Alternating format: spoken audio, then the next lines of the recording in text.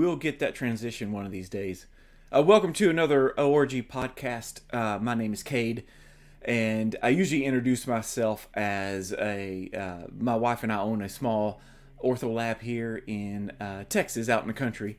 But this time I'm going to introduce myself also as a YouTuber. Many of you may know, many of you may not know, I have a YouTube channel called Retainer Designer, where I teach the next generation of orthodontic lab technicians. But I have a special guest today that I'm going to introduce quickly. I don't have much of housekeeping today. I hope everybody had a Merry Christmas. This is the day after Christmas, and this is the time that me and Miller could connect on this live stream. But without further ado, I'm going to bring him up because he's the reason we're here talking about this. But again, I'm introducing myself also as a YouTuber because Anthony Miller from the YouTube channel Dental Things is also a YouTuber, so we have a lot to talk about. All right, I'm going to bring you up, Miller. Perfect. Hello. Hey, great to be here.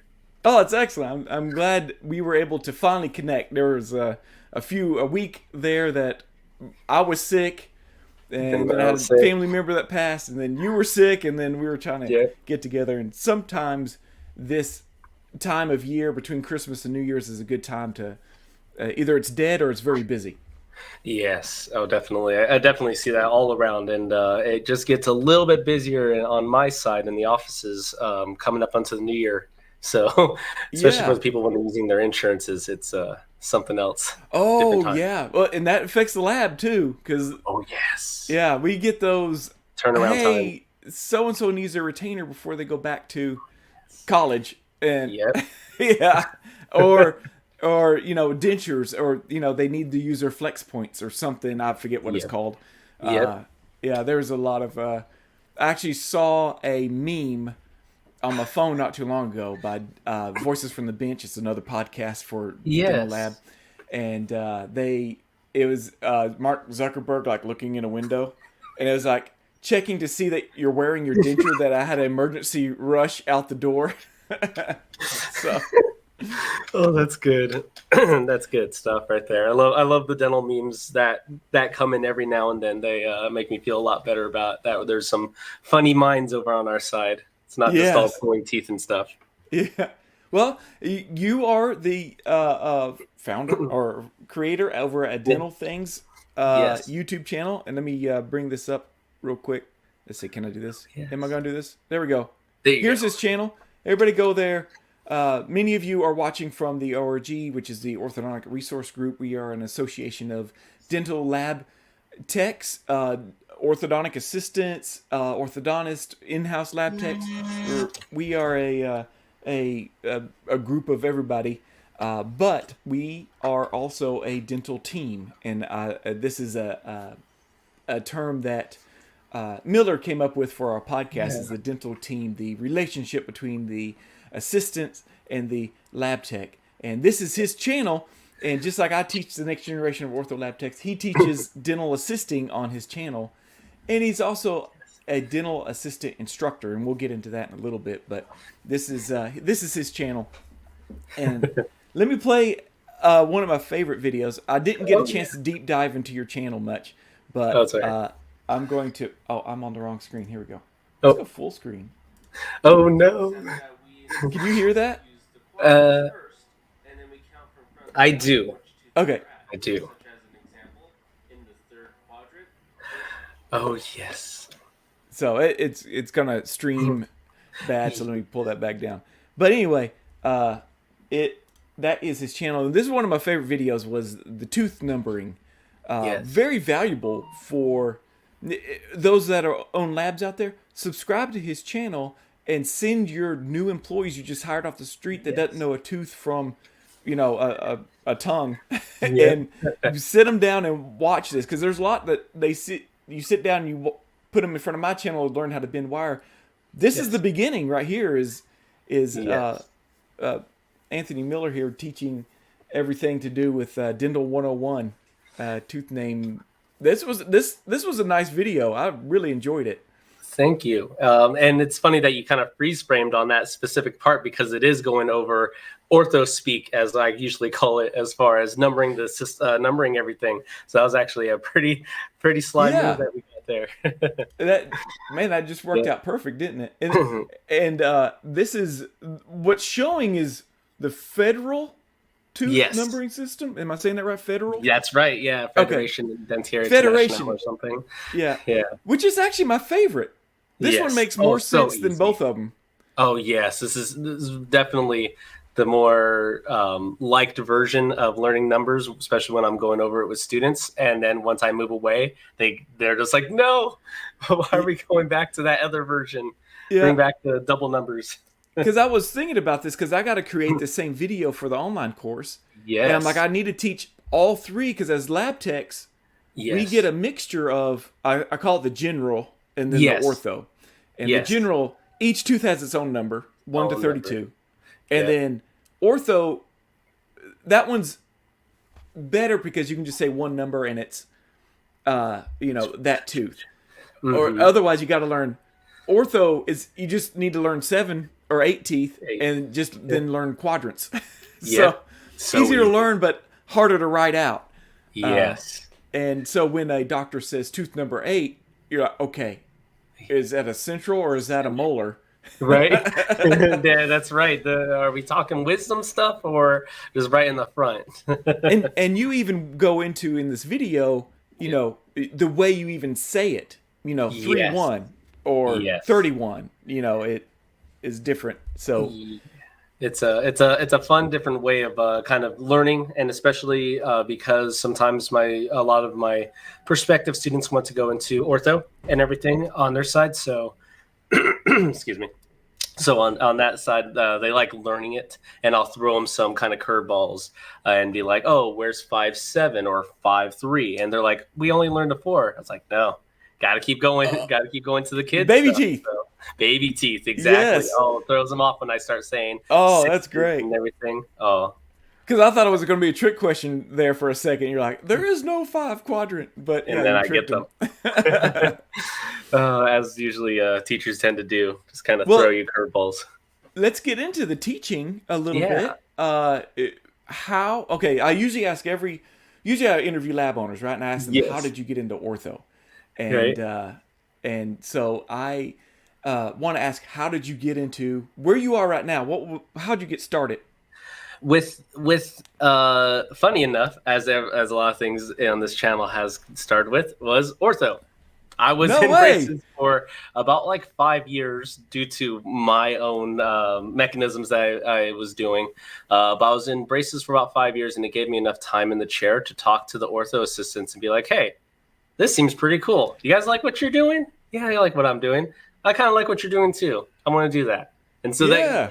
through, I think when I was 14, 15, learning about all that, kind of watching them, questioning them, it got me more interested in doing just dental stuff and wanted to do orthodontics on the assisting side, and that was pretty cool. So I eventually went to school went to a vocational school after high school, and did dental assisting and learned all the aspects, as they just kind of blanket teach everything.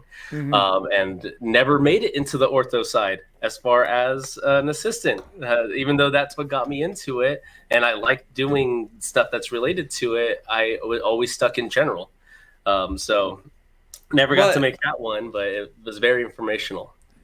Well, and that's funny because that parallels my story. I was in braces, and I got hired by my orthodontist to do cephalometric examinations where you got to trace things. And yes, I'd play football. We had to get out of football at 6. They gave me a key to the office, and I'd go in there and I'd clean the office, and then I'd do those tracings for him at night. And then eventually, during the summer, they're like, "Do you want to assist?" And I was like, "Yes, that'd be great." And I remember my first patient to take the O-rings off, and my hand was doing like that. And then her last name was Norris. And I was like, "Oh God, she is probably related to Chuck Norris, and he's gonna come after me if I hurt her."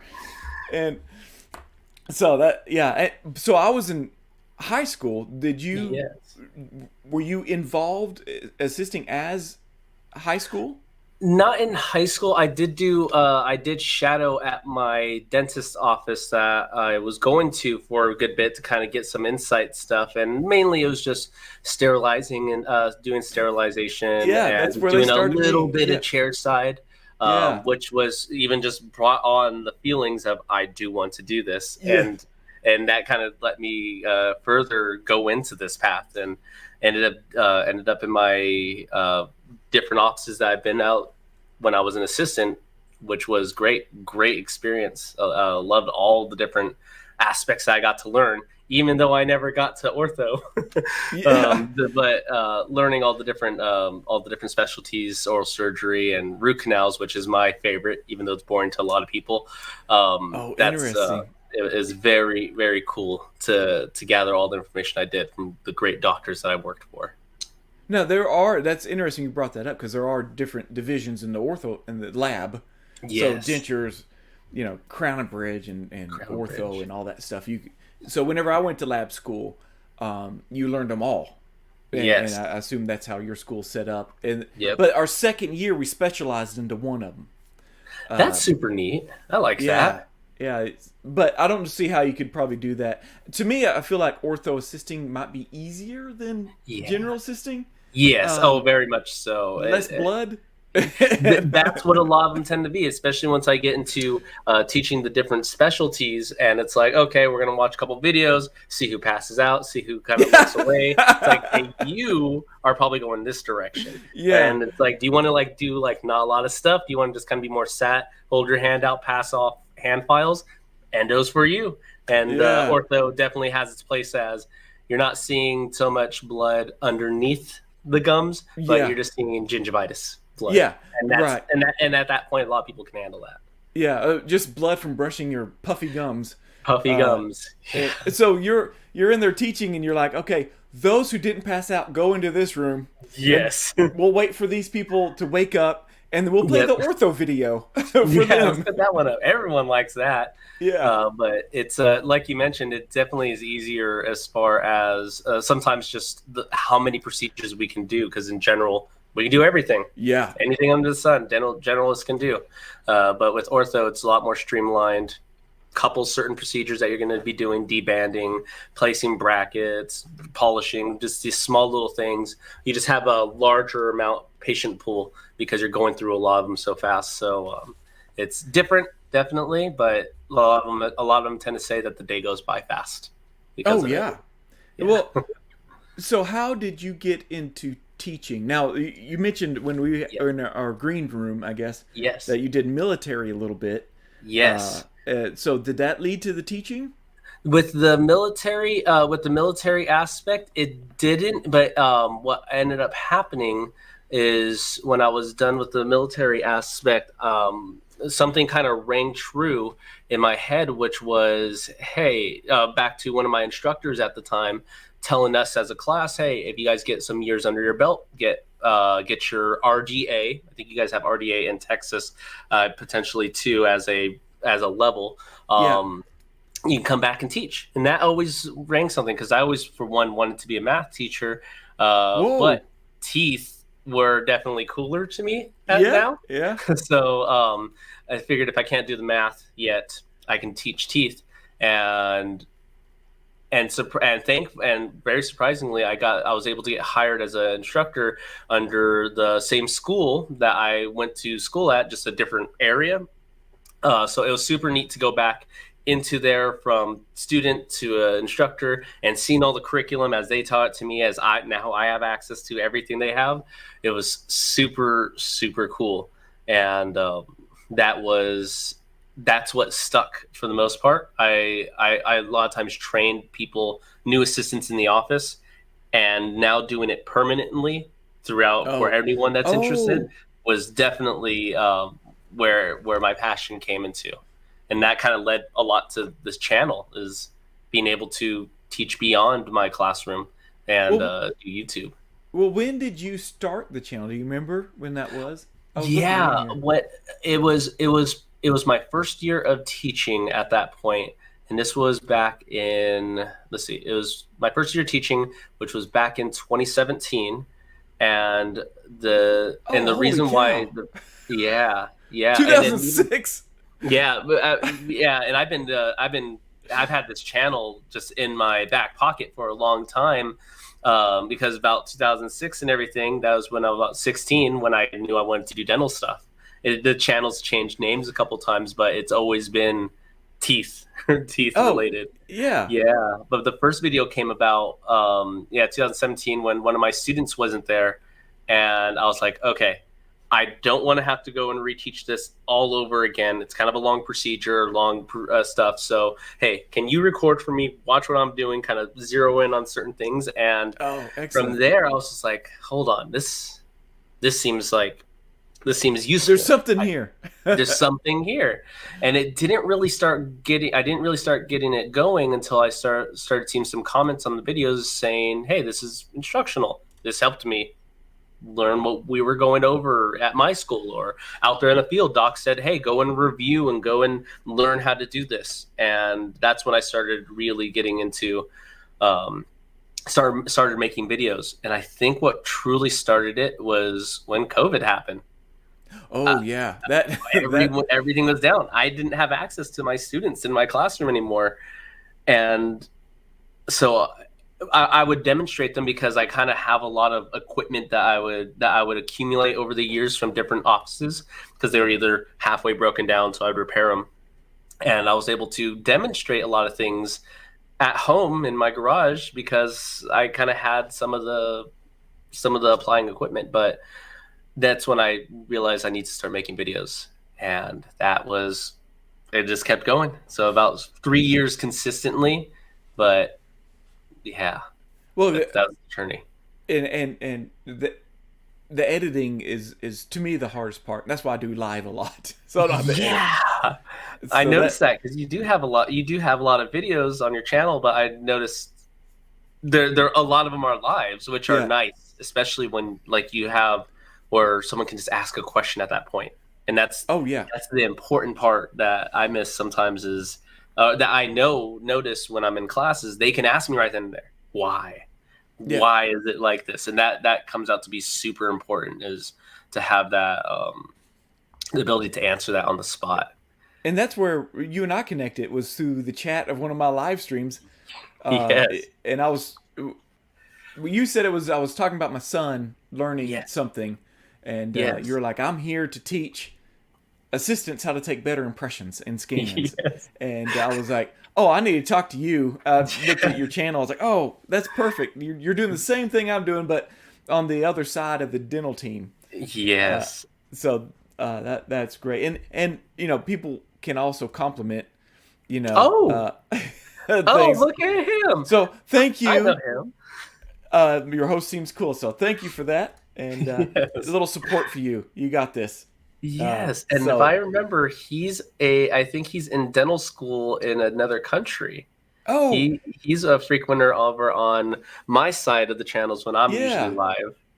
Yeah, So, so we're oh, dual streaming to your channel yeah. and to my channel and to the ORG channel all at once through this Yes. software. Which, uh, since COVID, I think a lot of the software has gotten so Oh, much more so much valuable. better.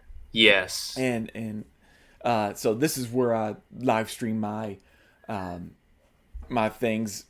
So anyway, Oh, so COVID happened and you took off on your channel. It was yeah. kind of almost the same thing when I started my channel, 2010 ish.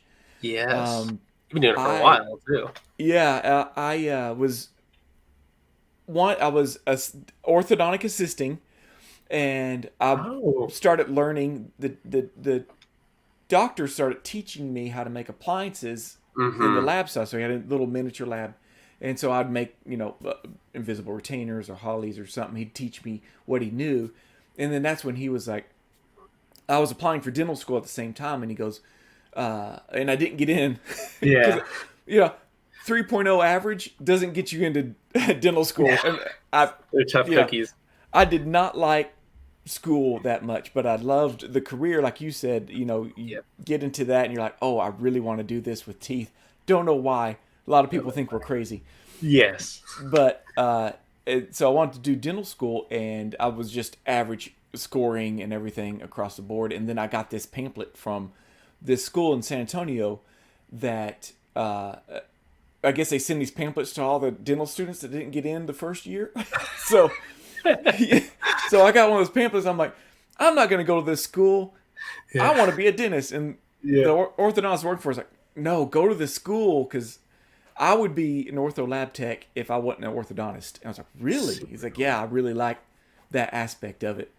And so I got to go to that school, but we didn't have any resources at the time. I don't think YouTube was even invented Not at yet. It that was time. early 2000s. Yeah. And I told myself, if I ever get the education, I'm going to just share it for free online. And so that's what I started doing. And so Perfect. we got the same pathway.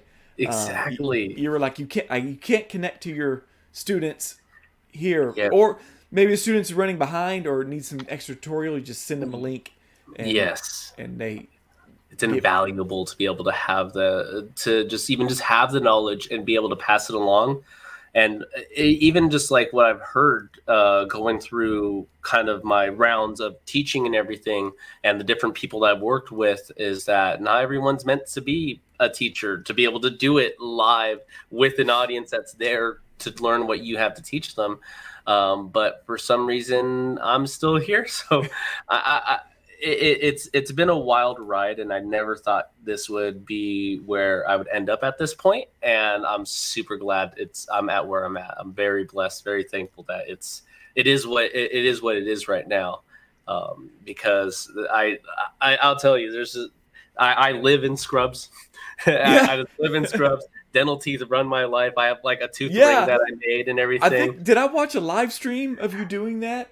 I think it may you possibly could have caught one of the random ones that I'm just doing random dental things at my little workbench and everything. But yeah, it's a little disturbing one I have to take off sometimes when the wife's got kind of sick of it. She's like, hey, go ahead and put your other rings on. Oh, yeah. That's getting too distracting. Exactly. So teeth kind of just run my existence at the moment, which is wouldn't have it any other way wouldn't have it any other way. Oh, that's awesome. And you got some funny shorts here.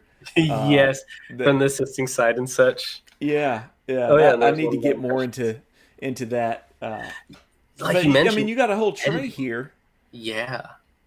For assisting, and you just explaining it. And do you tend to get your audience that watches you? Are they dental curious? Are they looking into this career, and so they do a search? Have you ever researched that? A lot of times I'm trying to kind of feel that out myself, is who is the audience. Because if it is just these are for the dental professional that just wants to relearn what they learned back in the day, perfect, this is for you. But I for the most part, I try to keep it very ground floor foundational as far as like how I'm teaching it, so that any dental curious person can come in and join in and find their way. And I think that's why I really like it, is because I don't want to only speak to the people that have had their time in the field. I want there to be more of us. And I think we talked about before, it's getting scarcer to be able to get us out there. Well, and we could discuss that. One of the schools you started at, or you went to school, is it closed now, you said? The first initial school that I went and went back to teach at, I was teaching there for about 2 years before they ended up closing down. And I was kind of perplexed. I was like, okay, well, what do I do from now? And I wanted to go back into teaching. Wanted to continue teaching, and I had a little space of time there where there wasn't any schools that was either close by enough or that was just had an open position. So in the meantime, I had to fill in the little gap, and that's where I kind of did. I went back out into the field, and kind of like what we mentioned, I went and worked at the prison for dental assisting. Yeah, and that was a wild ride too. Yeah, I can imagine. So we had mentioned that we also did the same thing with there's some dental lab prison schools out there, which is great because a lot of these prisoners, they get out and they can't get a job, they don't have a career, Oh yeah. and they end up brought back in because there's no way for them to make money. And so this is a great volunteer Yes. program in school that you were a part of Yes. to help with It's that. But so the end of your school, so somebody graduates from your assisting program. school. Yeah. Are they already an RDA? At that point, at the point where they finally kind of grad out and they're finished with all their time with us, they can now sit for the test to take an RDA, Okay. which is not necessary here in California, but definitely opens up many avenues for you in the future as far as just an employable person, duties and everything like that. But I know, like I tell them, you already went through the program. You have everything to be able to take the test. Unless you just don't like money, go and get your license. So it's an avenue which I can also attest to. I didn't get mine for a good bit. I just kind of sat on just being a dental assistant, and then when I finally got it, I was like, okay, this is pretty cool. This is neat. I can do more stuff. And so tying in the schools are shrinking, especially for us for our dental labs. I want to say there's only 13 in the whole nation left. There's none in Texas. Wow. And Texas there's some military bases, but you got to be in the military to do that. In Texas, you have to be a CDT, so that's the RDA for dental labs, as a certified dental technician. Yes. You have to have a CDT working in your lab 30 hours a week, according to Texas Dental Practice Act. Yes. And you got to register your lab. To register your lab, you have to have a CDT working for. Most owners are CDTs, but there's no schools in Texas anymore.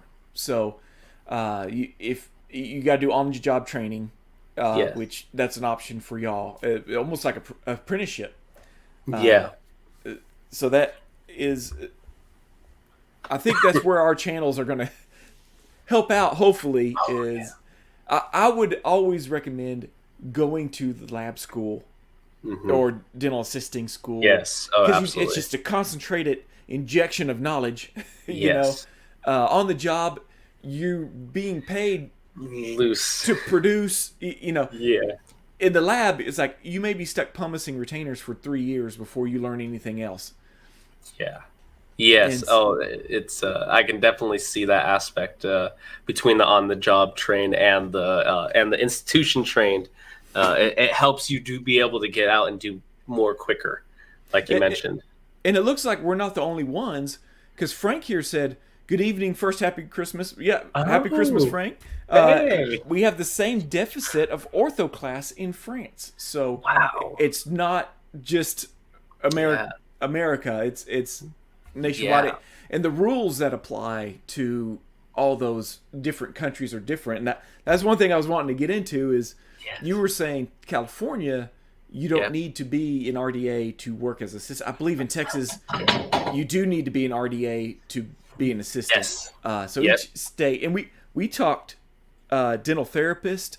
Frank, maybe you know more about dental therapy than we do, where you can actually give shots, pull certain loose teeth. It's like it exists between assistant and dentist. There's a dental therapist, which I don't think we have in the States. Somebody's watching could probably quote. Yeah, I know we have denturist, which probably exists between the assistant and the doctor. Can take impressions, make the denture, reline dentures, repair dentures, that kind of thing. And that's so only many different branches. Yeah, so many different branches that we're able to go out from, depending state-wise and everything. But it's nice that you don't just have to be stuck in one spot. Just go to the next one. Yeah. And so do you find people... So you teach ortho aspect. Yeah. Yes. A little bit. You got to throw that in there because you never know where they're going to get a job, where the jobs are at. Yes. As far as ortho, when we get into it, a lot of it, and of course, it's down to just the curriculum and what information they give us, and then we can kind of go deeper if we want to. But it goes into for the assistants, a lot of the duties that an orthodontic assistant or an OAP that we would have here in California is allowed to do for OAP would be like cementing the brackets onto the teeth.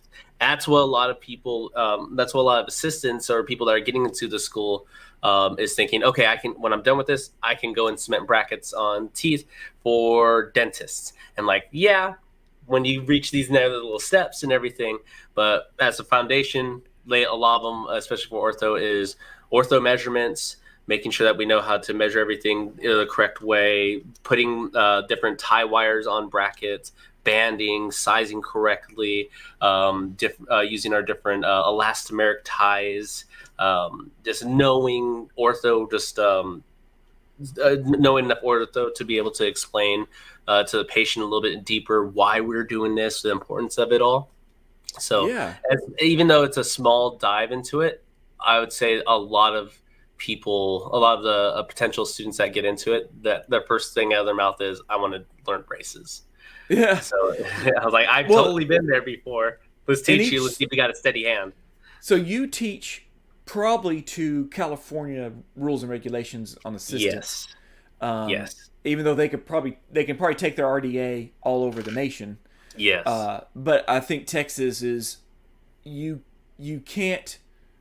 Oh, it may have changed. You can't place the bracket. Yes. The doctor has to check the Check. placement before it's light cured Like or light cured. whatever. Yeah. Exactly. There's all these little rules, and Mm-hmm. like things like taking an impression, you have Mm-hmm. to be verbally commanded, Yes. told by the doctor to take that impression. Oh, yes. And Is yeah, that the rules and things you have to deal with? yes, and a lot of it does come down to knowing your supervision level, and they have it notated as a different thing for other states, like you mentioned, being either verbally ordered to be able to do that or delegated the duty. It just depends on what state you're in, and a lot of times, as a fun one, whenever we're conversing assistant to assistant across state lines and everything, will someone will not slip up but say like, oh yeah, I was polishing this person's tooth and this and that, and then Oh, someone will be like, oh, why are you allowed to do that? Only hygienists can do that. It's like right. in our state we're a little different. Yeah. We got higher licensures to allow us to do it. So definitely in California it goes under direct supervision, doc's in the op, so he can interfere with anything that potentially is going on if need be, or general supervision or indirect, where they're in the office and they just delegate the duty to the assistant, and they can go and do that within their allowable scope, the practice. Right. And so that's something that's always that I'm always trying to harp on the students, is knowing what you're allowed to do under certain guidance, because it seems like a lot of times like, oh, you go ahead and just place that, it's not going to hurt anyone, it's not under my allowable scope, I got to have you in this room with me. And so Right. just That's making a sure everyone's good safe point. for whatever reason um, is an important aspect to all the states having that dental practice act, like you mentioned before, that tells us what we can do. And that's part of the. I assume RDA. There's a certain jurisprudence that they have to Yes. read their state's dental practice act and take a test on it and Yes. stuff, which Oh we yeah. do here in Texas with the CDT or Yes. with our registered. Every registered person with the state board of dental examiners has to take a jurisprudence test. Yes. But Yeah, that's and it's like you mentioned, just like you mentioned, because we have that higher licensure, just having that reciprocity, that exchange of ESL take your licensed professionals, and then you can take our licensed professionals, is important, because I had students go over to Texas, not RDA yet, and when they got there, the state was like, "Hey, you either come here as an RDA, or you got to take our institution to become an RDA." And I was like, "Girl, just come back, get your RDA California, make the transfer at that point," because um, it's a lot of red tape, but it's for an yeah. important reason. Well, and getting into um, being, the doctor being chair side, that Yes. was whenever I was an orthodontic assistant, it was the doctor's looking in the patient's mouth and you're sitting there with like a notepad and he's like, Yep. 1622 wire, power chain from here to here, and you're like writing all this down, and Quick he'll just give shorthand. you, or she will just give you a list of all these things you got to do, and then take the wires out, take an impression, and send that to Yes. the lab for making something else. So I've never heard it said like there's indirect and there's direct and there's Right. different things of. I didn't realize where the doctor was in the office, Yeah. back playing solitaire on their computer in their office, Exactly. and you're like, They're directly there. you're They're buzzing there. them. There's Yep. patients waiting, Oh, I love it. Yeah. and we talked about dental hygienist as a Mhm. part of the dental team. We didn't. I didn't mean to skip them, but I believe as lab techs we have more interaction with assistants Yes. than Yes. hygienists, really, because Yes.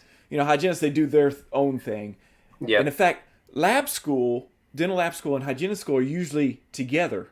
Oh, It's the same school like so whenever I went to school, we were in the fourth floor of the dental school building, and the yeah. hygienists were there too. But that is a very popular course. I don't think those are going away anytime because Oh, it's yeah. it's a great It's just like career. nursing. Yeah, So, just like nursing. do you find that your students go from assisting, they go immediately into a hygiene school, or do they work a few Very years good. first? Yeah, very good point. And because here in California, that's kind of either the tree, that's the kind of the branch out portion that they either go to. It's they'll stay as they'll get out DA, they'll get their licensure or not, whichever they want to, because it's different. It's up to them. But they can either go to hygiene, which is definitely what a lot of them tend to want to go to, and then there's another path that they can go over to that no one usually knows of unless they're in here, which in California is called, it's a lot of abbreviations, RDAEF2, which is yeah, I know, right? It's crazy. And people ask, well, what's the one? We took the one away. It's just two now.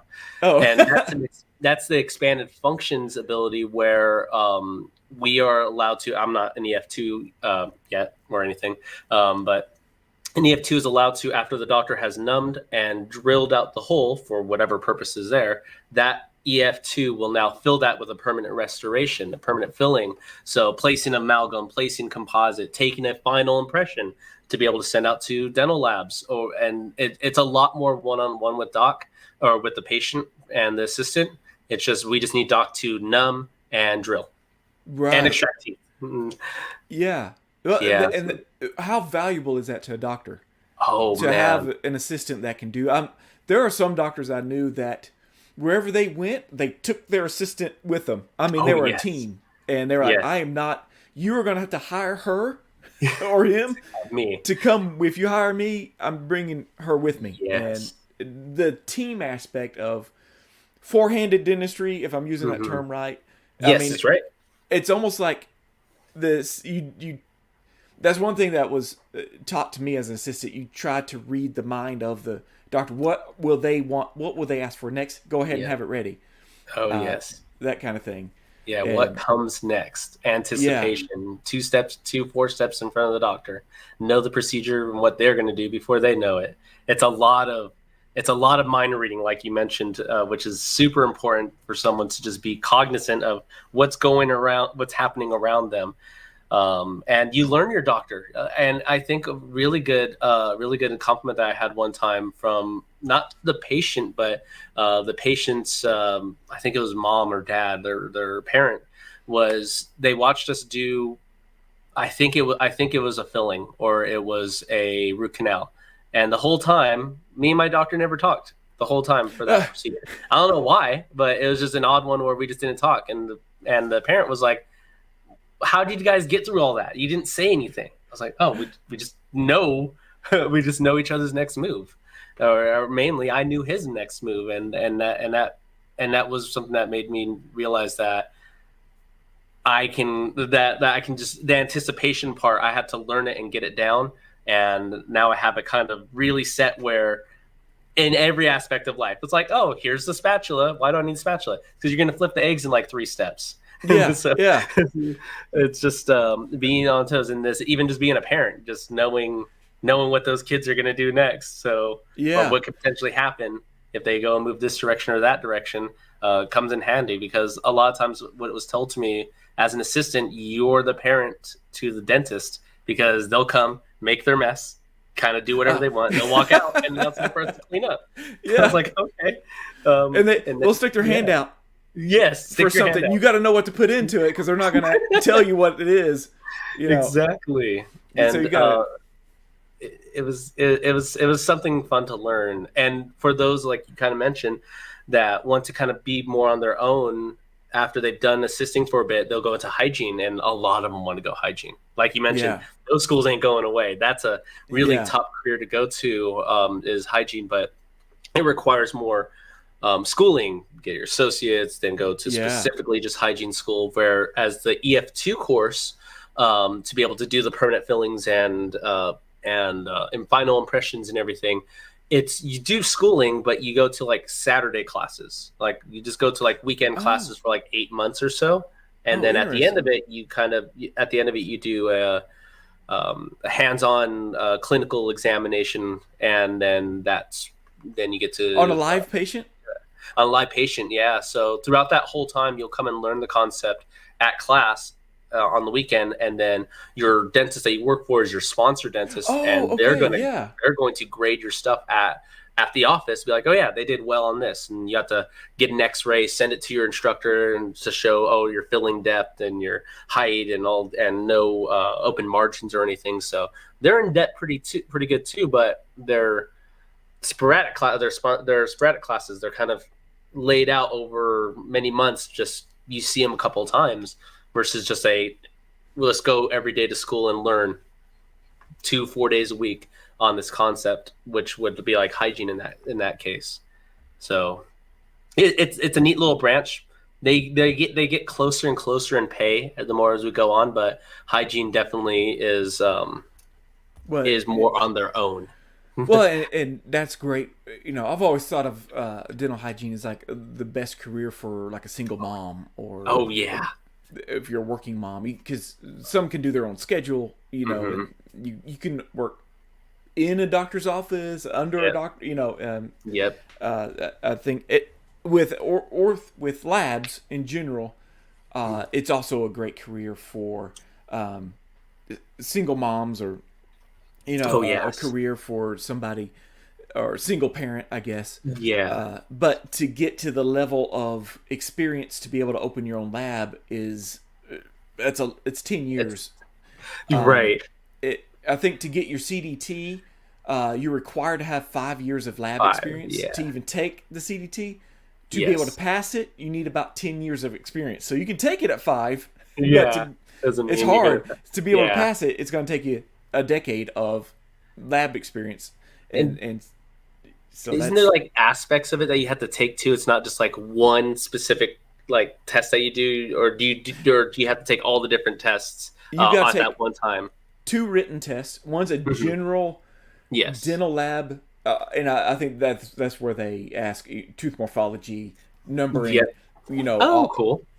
So all the general dental knowledge you need to be able to communicate with a dentist or an assistant is the written test. And that's the same written test no matter what specialty you do. And then you take a second written test in your specialty you choose. So you have to choose a specialty to take the CDT. So when you get your CDT, it'll say CDT CD complete dentures, or OR ortho. So you take your, so you do have to have general dental, all around dental lab knowledge, which is hard for those that got their experience working in an ortho lab. You don't know anything about dentures or crown and bridge and stuff, and you got to learn all that. And then you take your written, and then you take a practical, like the EF2. Practical. And you, at the time I took it, you had to travel to a lab that was hosting it. And then you brought models, and I had 5 hours. I had to make 5 appliances start to finish. So we got prescriptions from doctors that tell us what to make, and then we'd sit there and we'd make it. So you had to bring all your equipment too. Yes. So I'm just hauling this huge. I got a lathe on it. And, Oh, that's bungee wow. cord on That's this heavy. toolbox with wheels. So, All that stuff is heavy, especially the but lathe, man. now it's all remote testing, which is cool. You got a laptop, you got a cell phone, and somebody's sitting there like this, watching you work. And at some point they'll go, carve this random code Oh. in that denture you're making, Uh-huh. and then they'll pass that on to the examiners. And when they receive it, Mm. that denture in, it better have that code that was Yeah, it randomly was come up, instructed. so they know that somebody else didn't make it and shipped it in. Right. Oh, that's pretty neat. That's Yeah, neat that they're able to do that remotely. That's great to be able to do. but To just make it simpler. we go back into the laws. Yeah. There's only 3 states that require a CDT Yes. uh, certification. Otherwise, if you have the experience, you can open a lab anytime. I Yeah. guess you could open one without experience, but you probably won't stay open very long. Uh, Yeah. but there's a lot that they could pass that exam like that, but they don't need to. They don't need to. Because once you Yeah. pass it, and we can get into continuing education. Yes. Uh, we have to have 12 years per year of continuing education, and that's Yep. what we used to call infection control, which is now regulatory something, and that Yeah. includes The bloodborne EPA stuff. pathogen stuff like that. Yes. For getting in bloody impressions. What you got to spray it Yeah. down, rinse it, spray it Disinfectants down. used. That Yeah. I'm sure you've taught all that stuff. Oh yeah, Yeah, and even just like you mentioned on our side, I always stress to my students like, hey, make it easier on them so that even though you cleaned it really good, you disinfected it really well, that even if we they don't. didn't do Yeah, it on their side, they are safe. yeah. There's some, and I don't know. There's some. It's very state by state where it's on the onus of, if I'm using that word right, You're of the right. dental office to re-disinfect Yes. anything that comes back into the lab. Yes. So with that, let me put you on the spot. Let's talk Oh, about perfect. impressions and teaching how to take impressions.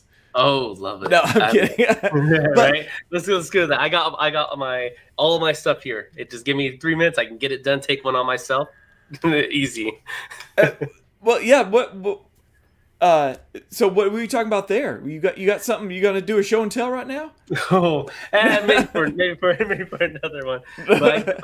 But just like we mentioned before, I had to be ready for being able to teach anything at a moment's whim, and I have so much stuff collected that I can do a lot of the different aspects of assisting and explain it on the spot if I needed to. And even what I wanted to do with the channel is for, like you mentioned, to do testing and everything like that. Here in California, we don't have the practical anymore for RDA, but we have our written still. And so sometimes on my live streams, usually that I would be able to do on like Fridays or Saturdays, I would go and host a dental tutoring session. Be like, hey, anyone's dental enough, come over here, ask me questions. I'll run a test with you, anyone that's there, so that we can kind of get down into you being prepared.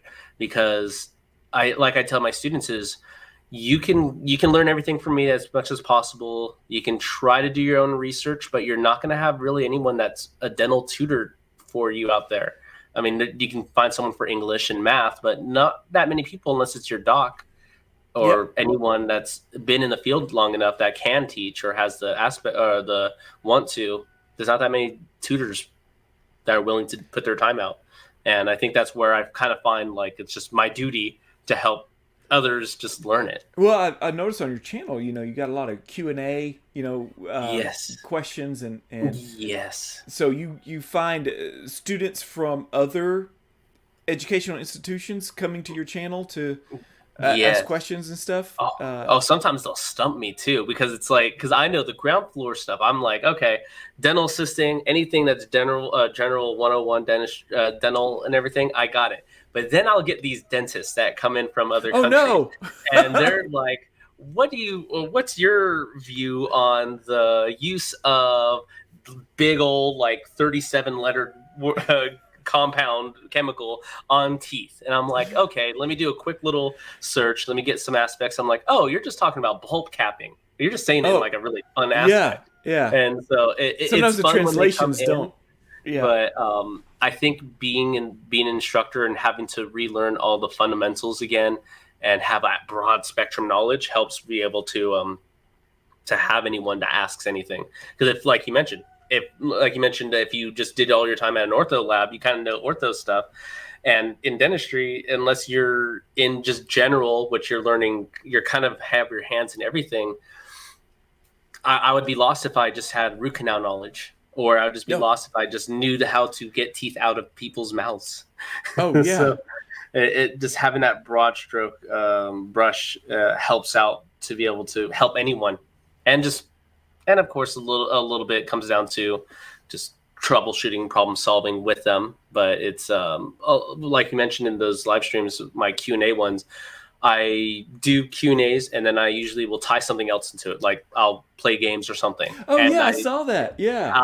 I notice is random people will come in because I'm trying to get people to just have that conversation with us as dental professionals is, hey, if you want to come watch me do this, cool. If you have a dental question, ask me. Like some people are just the most common question is, hey, am I brushing my teeth right? And like, let's get down into it. Like hard bristles, soft bristles, using the right toothpaste. Like we can deep dive and just have someone that people can come to without having to be in the chair, because everyone tenses up in the dental chair. Yeah, and afraid to ask questions. And it's just a random guy, and it's the gaming side. So a lot of those gamers over there, maybe they don't end up at the dental office as often as I would like them to, but they can come and see random me and ask me questions. So I get the same. I broke my retainer. Can I send it to you? Exactly. That. Oh my goodness. You can, but think of me like a pharmacy. Exactly. I can't work on it directly, but I can refer you to a dentist that will have an assistant that will take an impression and then send it to me with a prescription. Oh, yeah. Definitely. So I think that that is very important to talk about. I'm trying to get this to load. No. Yeah, I was trying to get it to load. But look at the comments that are the live comments. I have comments, and they would just be asking me about. They just ask me about different things. Sometimes they'll just be gaming related, and then they'll say, "Hey, you know what? This is something happening in to my teeth, or what do you recommend in this?" And of course, it's just a recommendation to see like a dental professional hands on, but it's I just want to try to be able to get my to get out to as many people that would want to ask as possible. And something that I'm going to be starting soon, hopefully within this new year, is I want to make more videos that are tailored towards the patients, as far as, hey, my dentist told me I needed this. And then I'll go into like a 3-minute video with editing of, okay, this is why you got there potentially. This is what's going to happen. And this may be cost in relative relations to whatever and what to expect. So that's kind of why I want to end up to everyone, hopefully. I think that's going to open up your channel to a wider audience who's Googling these questions. Yes. And so you can, like, from a dental assistant, this is how patients react to this procedure, or, be prepared. Don't, beautiful. Exactly how that. Don't exactly eat anything how I want it to be before your impressions. That too, because your breakfast may end up on the floor. A couple times it has in my experience, but it's definitely if you're anticipating that it could happen, then it's not too much of a surprise, because not that many people want to get into people's mouths. Well, okay, so bringing back full circle, where I think you're doing a great job educating yourself in all aspects. You watch my lab channel. Yes. I'm sure you're watching dentist dentist channels. Stars' stuff and everything, Steve's stuff, everyone that you possibly can. And so you're learning what you need to know to pass on to the assistant, so the assistants know we exist. Yes. That's one of the things that most of the patients that come on the channel is like, I thought the dentist made these appliances. Yeah. They're like, they can they wanted they to. learn but how. Yeah, they don't really I think the lab part's shrinking in dental Shrinks. school, Yes. as they're having to add more and more technology and procedures to dentists, and they still got to graduate in 4 years. That lab starts shrinking, and then the dentists depend more and more on the lab, which Yeah. therefore depend on the assistant to be able to talk to a lab. Yes. So do you build that into your school and in your videos as how Oh, to talk to a yes. lab, or things you need to know about a lab? You Things to know, anticipate. Yeah, especially when it comes to just filling out the lab slips correctly, yeah, just knowing, hey, you got to really make sure that you put on there that you don't want stain in the grooves or something, or that yeah, you want the occlusion to be minimal or high or anything like that. There's so many things on a standard lab slip from any of these big name companies that it's a maze to just look through. Why do they have this asterisk right here? What do they want as a stump shade over here? What does that recommend? What are they referencing? So just do trying to make it you easier so do you that we bring can in actual communicate lab better. slips from labs that have all Hmm. those tiny little check boxes all the way? Oh yeah, And you're like, that and this is for then this. This is what they're asking for. Uh, yes, and then and that's what I hope to be able to get them to, like you mentioned, is just have us communicate a little bit better, because my students don't know about labs either. They're just like, same way like you said. Oh, I thought we just made them in the dental office. No, but not a lot of places are equipped to be able to have that stuff in the office, or it's too much to have all these different 3D printers now these days, and light curing stations and lathes and everything. So they just send it out to labs, and during, I think it's actually coming up in this upcoming term that I'm going to be teaching, is impressions, and impressions, pouring up models, how to trim them correctly or at least adequately, and doing a lot more lab stuff. And I have them make like bleach trays for themselves, and they love making whitening trays for themselves. It's oh, I their bet favorite thing. so.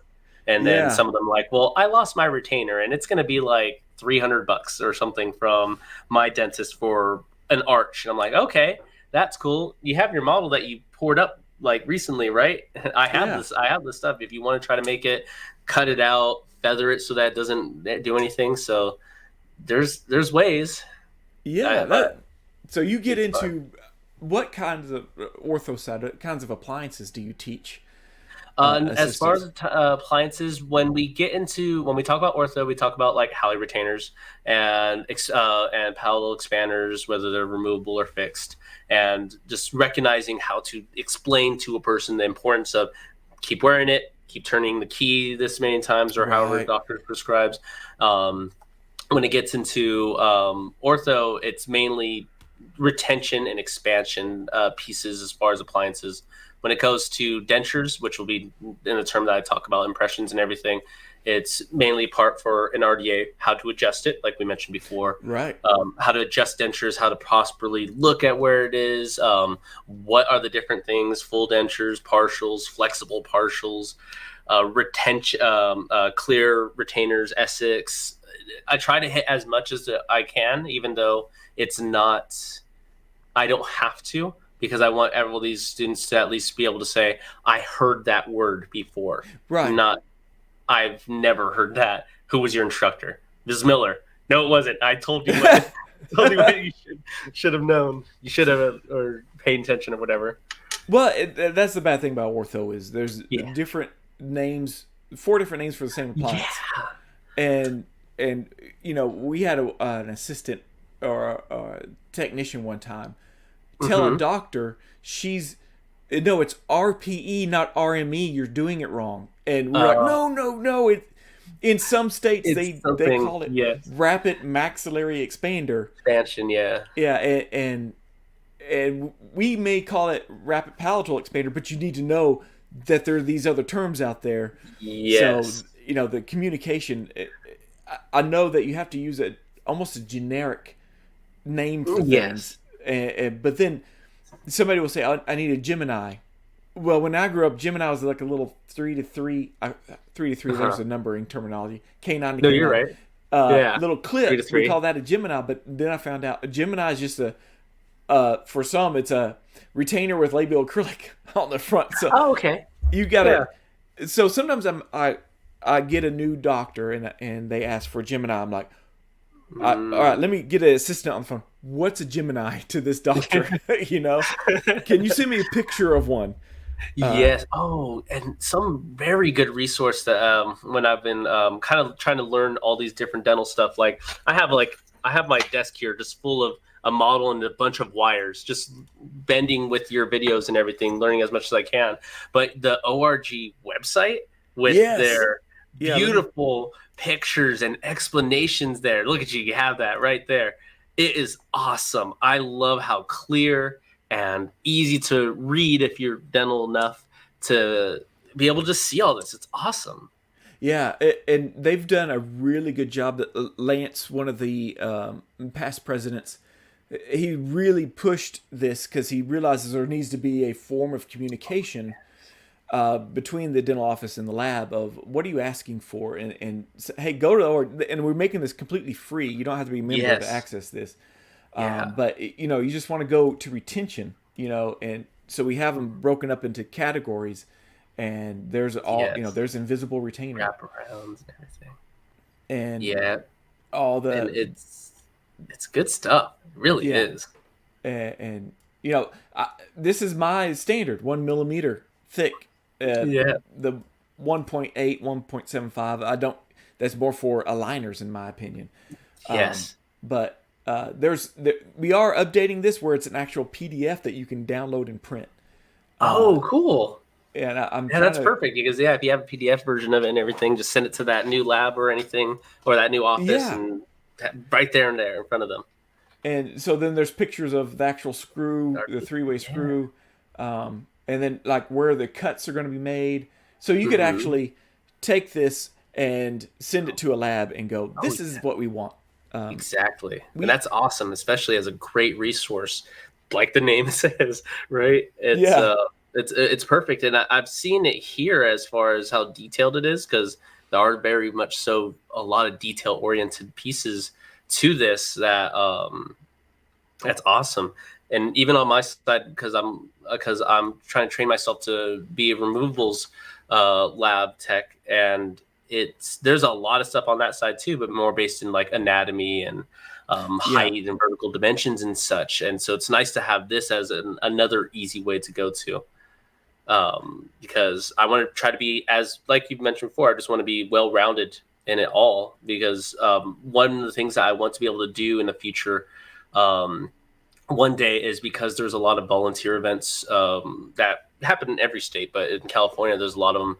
There's one time that I went to one that offered dentures to for free for anyone that would come in.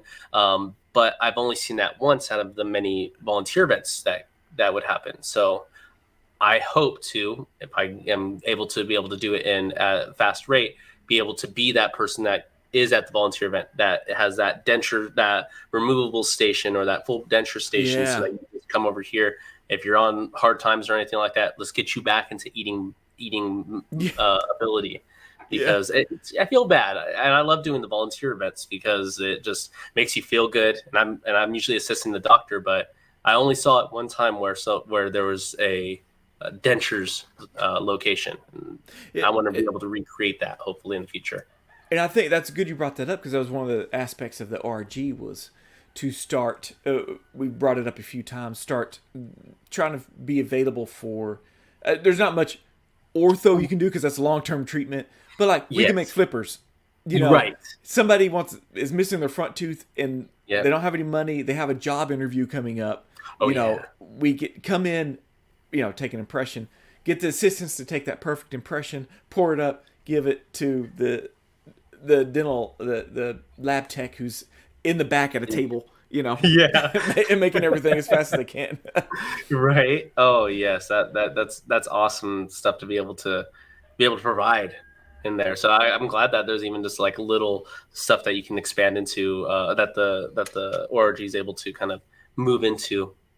Yeah, and we'll probably need to partner with schools Yeah. and things like that because I think teaching or instilling a volunteerism, if that's a word, You're right. into students as they're learning is a great way to go. I know uh, when I was an ortho assistant and I was learning the lab tech, I remember my orthodontist went in a caravan. The church put together a caravan with like 3 other dentists and him, and they went to Yes. Mexico Yes. and just set up shop and fix teeth Walk in.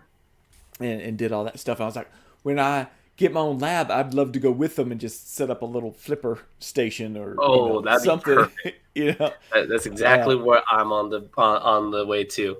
And man, like you mentioned before and everything, schools are scarce. I could go and I can go and probably do my apprenticeship over at a dental lab and everything like that. But I really like teaching, and so I would like to be able to teaching to be my full time thing, and have lab stuff be my my kind of off to the side.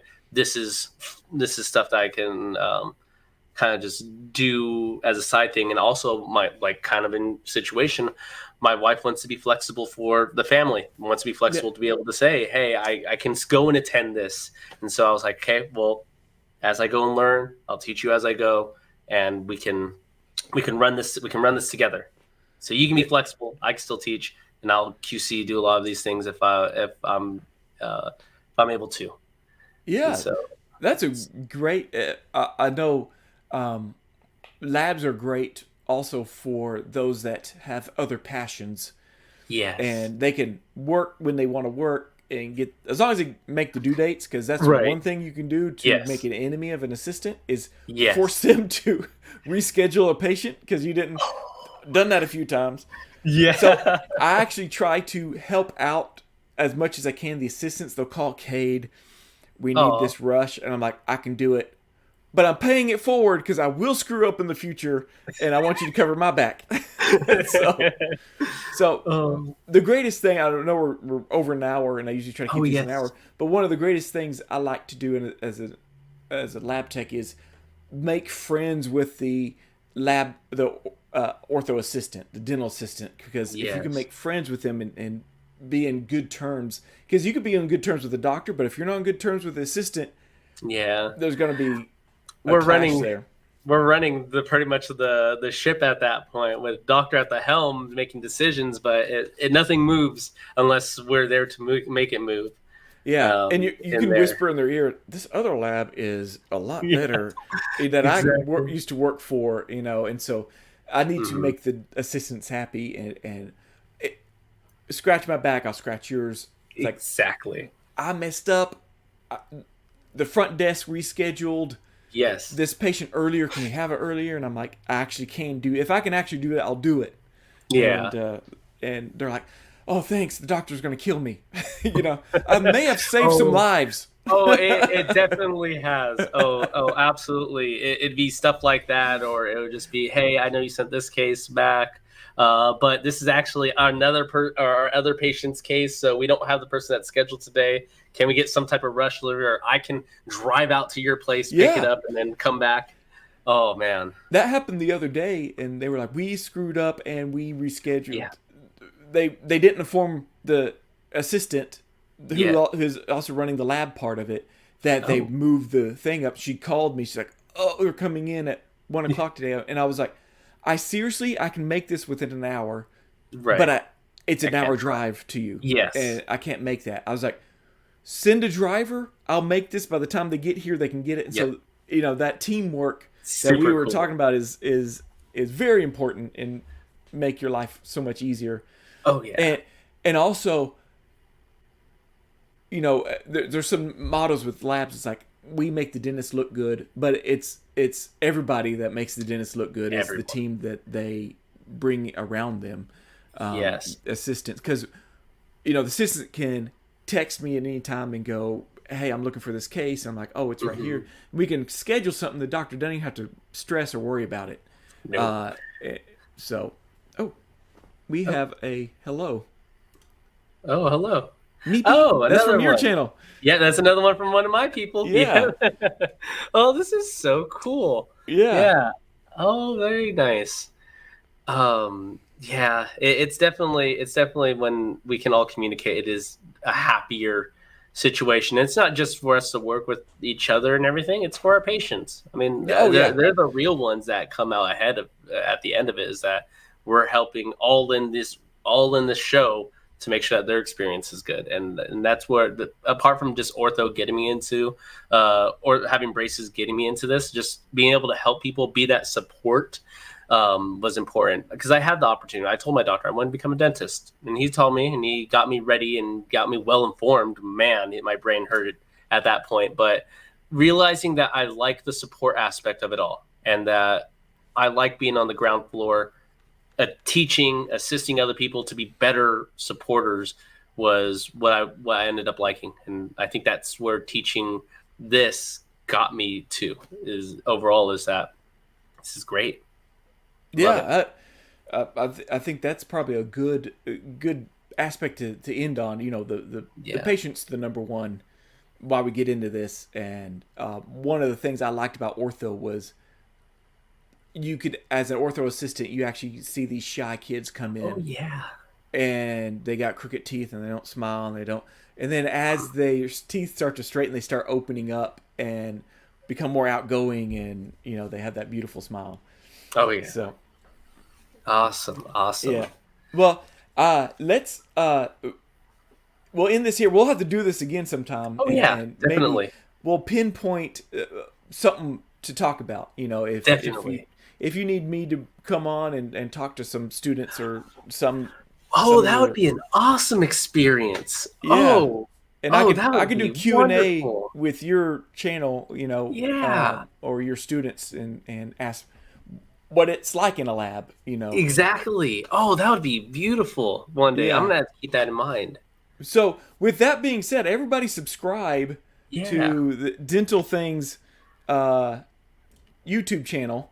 It's dental. Just search Dental Things. It's the very first one that comes up, pretty much. Right.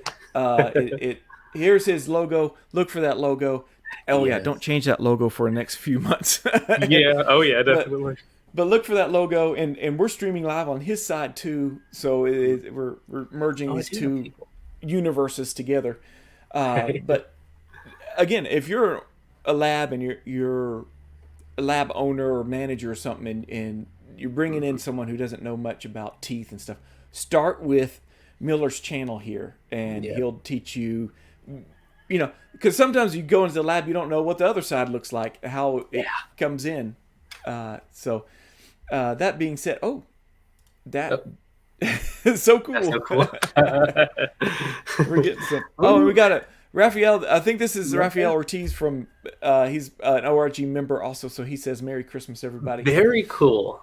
Yeah. Yes. So Merry Christmas to everyone. We just got through with all that. We made it. Yeah, we made it. And so we'll end it there. Thank you, Miller, for coming aboard and being willing to talk to lowly lab techs out there. And let us know what's going on your side of the world. Oh yeah, thank you, Kate, for having me. It was awesome, and definitely a first-time mind-blowing experience to be able to talk to other professional YouTubers like yourself. Yeah, this is fun like this. We have a lot a lot in common because we're both doing the same thing, teaching. Helping the next, and trying to stay aboard and above everything. So that is excellent. Awesome. So anyway, I will see everybody next week. Look forward to maybe another stream, maybe just straight from my channel instead of the ORG. So if you're looking for my channel, it's Retainer Designer. You can search on there and you can find my channel there if you're interested in following dumb lab stuff online. So, same over here. Yeah. So we got a tooth icon there. There you go. Teeth. Oh, that's so cool. Yeah. So anyway, if you have any questions, leave them in the comments below on his side and my side, and we'll answer questions respectively, and we'll stay in contact with each other. Yes, that's right. Until next time, we'll see everybody next week or 2 weeks. I don't know when. Just subscribe and click the notification bell on both our channels. That way you know when we're going live. That's right. Until then, I'll say bye. Miller, stay on. Stay on. We got to do some uploading, and we'll do some final things. So until then, until next time, I'll see y'all later. Thank you again, Miller. Oh, yeah, no problem. Thank you.